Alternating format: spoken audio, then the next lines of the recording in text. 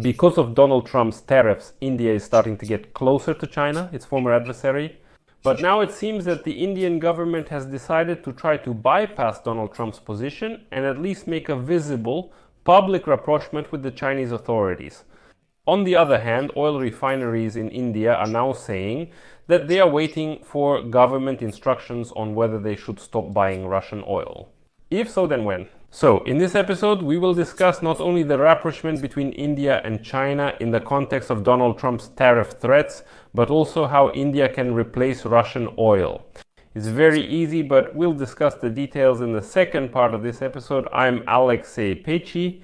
Today is August 7th on the calendar. Next, we'll talk about everything in order, the whole topic of Trump's tariffs against India and how India is responding to this.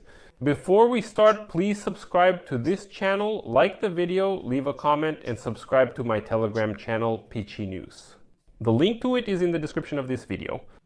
So, United States President Donald Trump took a risk when he announced higher tariffs for India because this pushes New Delhi toward China. And as the Times article says today, Trump's frustration over not being able to achieve a meaningful peace agreement in Russia's war against Ukraine has grown. That's why he took the risk. And now, many media outlets are already writing that the reaction of politicians in India is best described by the word shock. In the comments, they say that this was the first demand for public submission from the United States of America. They perceived it as a verbal slap in the face. And so the Ministry of Foreign Affairs of India called this move unfair, unfounded, and unreasonable. Moreover, Indian opposition member of parliament Shashi Tharoshi stated that Trump's tariffs are a manifestation of double standards. In India, it is noted that the United States continues to import Russian uranium hexafluoride for its nuclear industry, palladium for its electric vehicle industry, and various fertilizers and chemicals. They say, you yourselves are buying these things, but you started imposing additional tariffs on us. For India, Trump's threat is especially offensive, since not long ago, on the contrary, it was encouraged to continue buying Russian oil to help stabilize the price of Brent crude oil. This was done by the previous administration of Joe Biden, and they really didn't just turn a blind eye, but actually encouraged such purchases. They said that Europe doesn't buy Russian oil, but India can buy it at a discount and then sell petroleum products to Europe at normal prices, thereby stabilizing the market. The reaction of Prime Minister Narendra Modi and his position in the trade agreement negotiations with the United States will be critically important. After that, it will become clear what policy India has chosen: to continue appeasing Donald Trump as it has since he took office, or will India start a real confrontation? The initial reaction of the Indian government will depend on the final assessments of the trade deal with the United States. Will they admit that the policy of appeasement has failed, after which they will change course and take a tougher stance, or will they think it's better to continue negotiations in the same way? Already, members of Narendra Modi's Bharatiya Janata Party have openly criticized Trump. So, as you can see, both the opposition and the authorities are already saying that this is bad. And he is being mocked more and more often on Indian right-wing social media platforms. And in the case of deepening disagreements, there is a risk that India will move even closer to Russia and China. The first talks between them on this topic have already begun. Narendra Modi is expected to visit China this month to participate in the Shanghai Cooperation Organization Summit, which will begin on August 31. And will Chinese leader Xi Jinping and Russian dictator Vladimir Putin be there? This will be his first trip to China for Narendra Modi since 2018.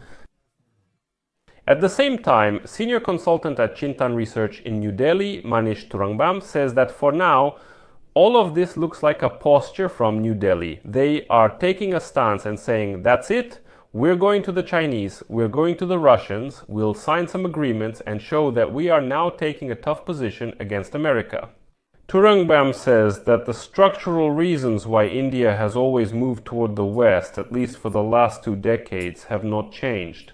And he called the shift toward China contrived. He added that the Indian government asked ministers to consider what else could be offered to the United States before the negotiations at the end of this month. Let me remind you that India actually still has time for these trade negotiations until the end of August. Washington doesn't deny this. They aim to conclude a trade agreement before autumn begins. That's why now, of course, India will bargain. India will pompously assert its position and show that, listen, if anything, we will walk away. Now we're going to China. On the 7th today, we sent our national security advisor to Moscow so he could make some agreements and negotiate something there. That's it. You started putting pressure on us and now we're turning away from you. Now we're looking toward China and Russia. But don't forget that while India had relations with Russia, their relationship with China is quite hostile. In 2020, they had a military clash on the border. So India and China can't really be super strategic allies. That's why there are now such assumptions being made that all of this is exaggerated. Nevertheless, the question remains.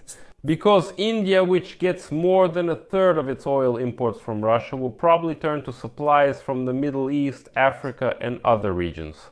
If, because of American punitive measures, it has to reduce its purchases of Russian crude. And now let's figure out why India is buying Russian oil at all. Even though before 2022 it bought a maximum of 2% of its oil from Russia per year. If we look at the total volume of India's imports of this black gold, how much Russian oil is India buying now? Why does Trump want India to stop buying Russian oil altogether? There you go. So, what options does India have if it can't buy Russian oil? Let's go through everything step by step. The thing is, India sharply increased its imports of discounted Russian oil after Western countries imposed sanctions on Moscow and stopped buying its supplies in 2022 due to the start of Russia's full-scale war against Ukraine. Since then, Russia has become the largest oil supplier to India, providing about 35% of all Indian imports, whereas before the start of the full-scale war, Russia accounted for just over 1% of all Indian purchases.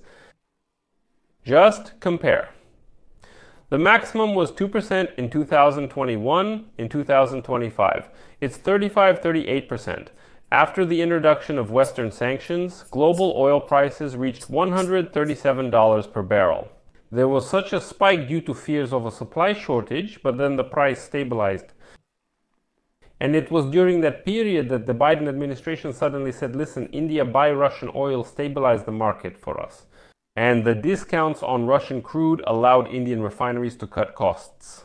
And India now imports more than 80% of the oil it needs.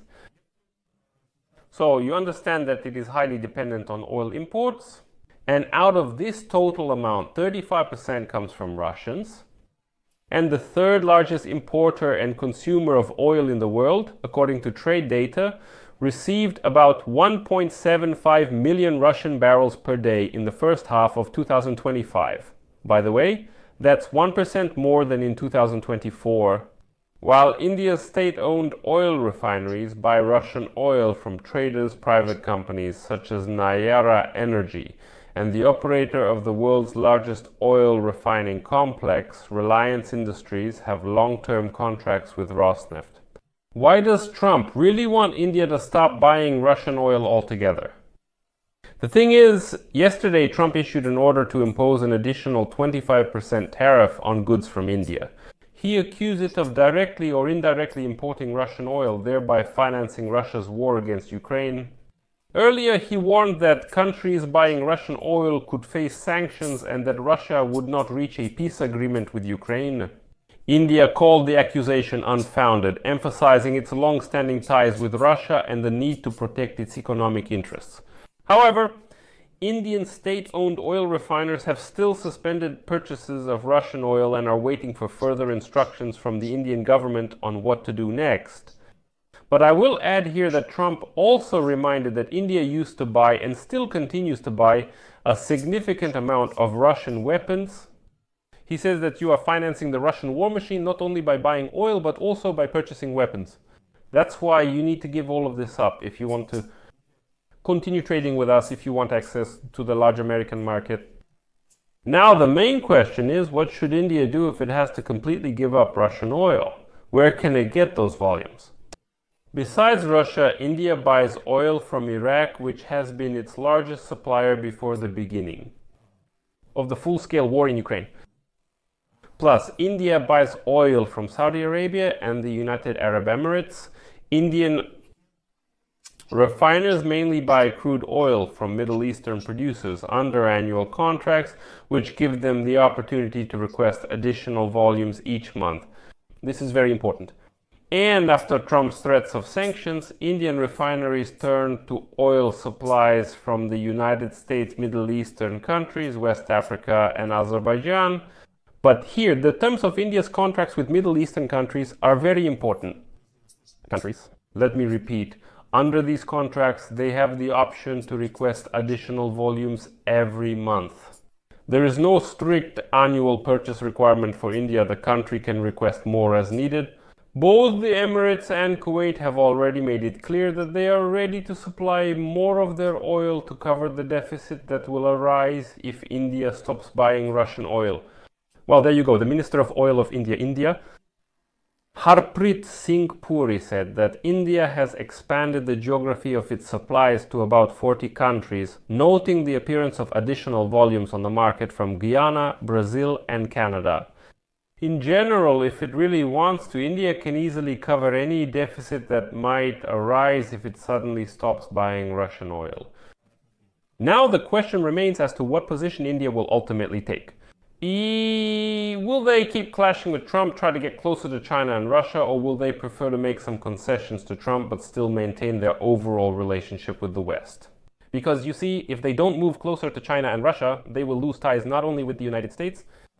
So I'll leave it at that for now. Share your opinions and conclusions in the comments below this episode. Subscribe to the channel, hit the bell, and don't forget to like.